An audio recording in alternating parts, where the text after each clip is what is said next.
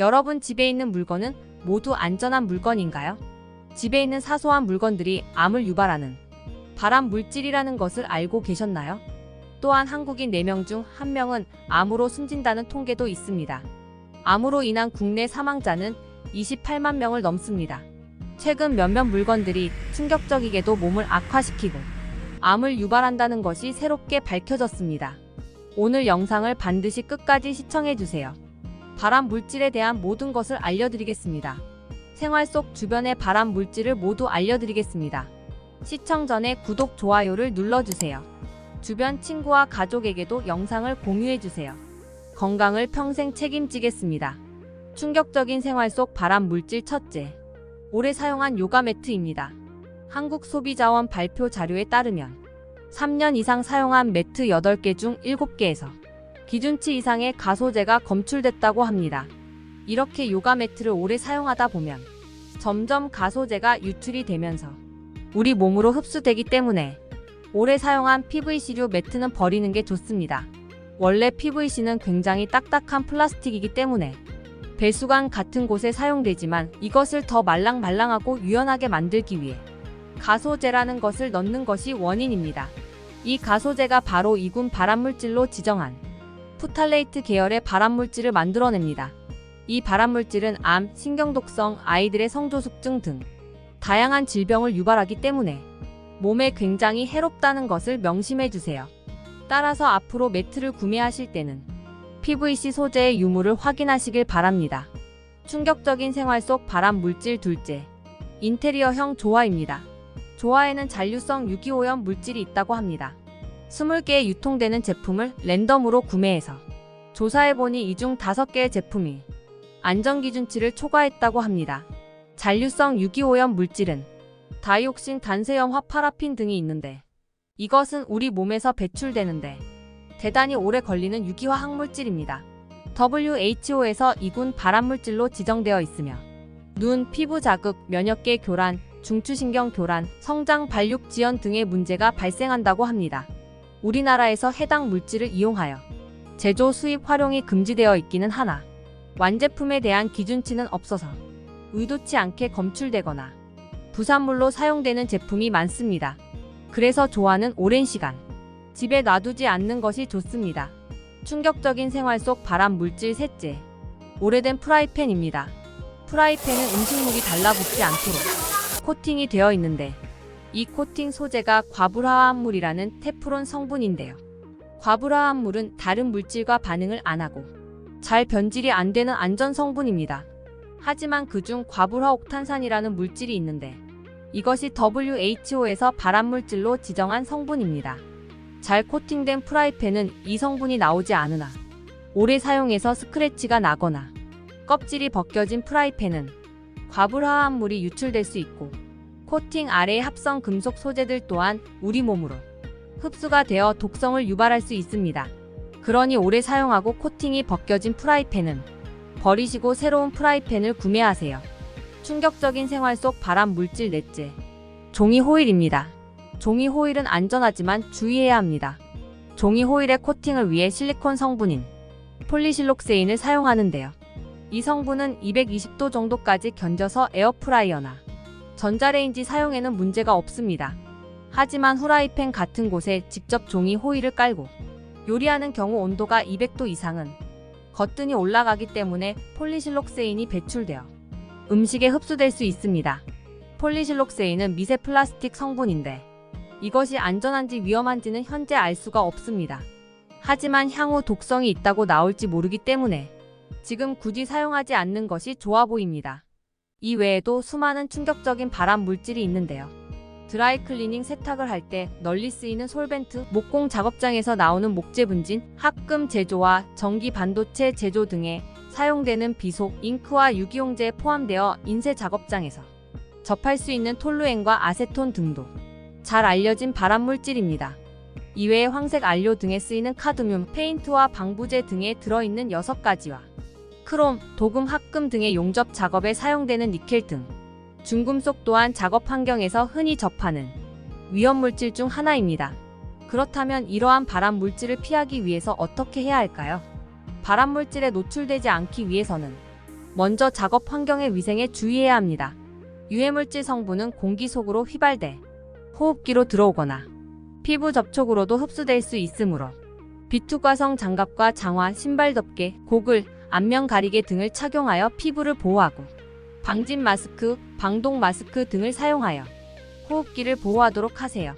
밀폐된 공간에서는 휘발성이 강한 독성 물질에 흡입이 더욱 잘 일어나므로 작업장 내의 공기를 자주 환기시키거나 인공적인 환기 장비를 설치하여 신선한 공기를 유지해야 합니다.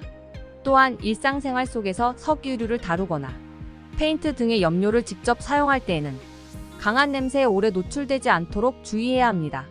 성면 가루 분진이 많은 작업장이나 공사장에 보호 장비를 갖추지 않은 일반인은 들어가지 않는 것이 좋습니다. 또 숯불구이처럼 불꽃이 직접 음식물에 닿아 검게 탄 요리는 피하고 숯불 연기를 직접 마시지 않도록 주의해야 합니다. 음식에 함유된 니트로소우레악라는 발암물질로 인해 위암이 증가한다는 보고가 있습니다. 하지만 이러한 발암물질에 대한 걱정으로 직접 발암물질을 찾아본 분들은 많은 의구심이 드실 수 있습니다. 특히나 우리가 먹는 고기도 발암물질이라는 말을 들어보신 적이 있으실 텐데요. 많이 질문하셔서 팩트를 알려드리겠습니다.